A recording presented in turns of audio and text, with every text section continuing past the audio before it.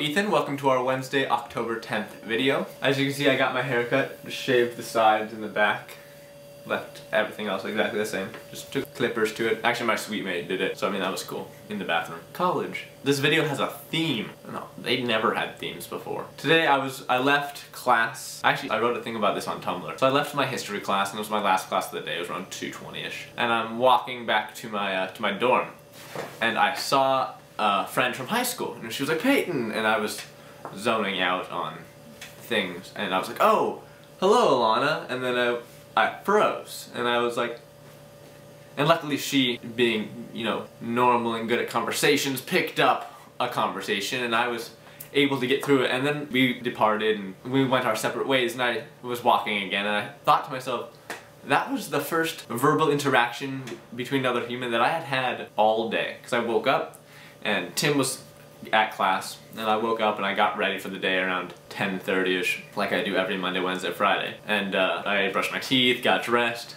left, and I went and got coffee. So really the only other words I exchanged were grande mocha breve with the lady at the coffee shop. And then I went to anthropology and sat for 80 minutes while my anthropology teacher spoke, and I took notes, and then I got up and I walked to history and took notes for 80 minutes while my history teacher talked. And so by the time I had talked to anyone, it was 2:20. And I do have normal interactions with people.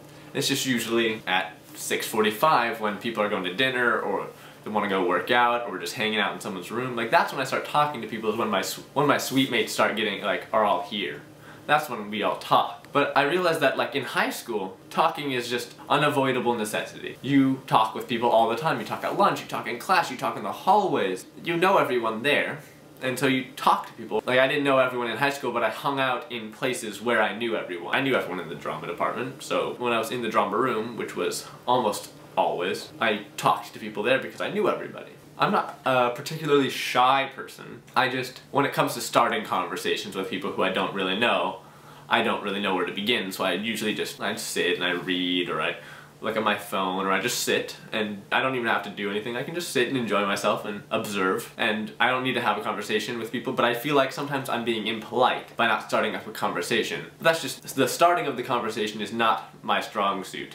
I can hold a conversation. The middle of the conversation is the part I'm good at. The beginning and ends are not my strong suit, especially when it's not someone that I know particularly well, and when it's not someone that we are going separate ways. If the conversation just stops and we still are just sitting there next to each other, that's a situation I get myself in often.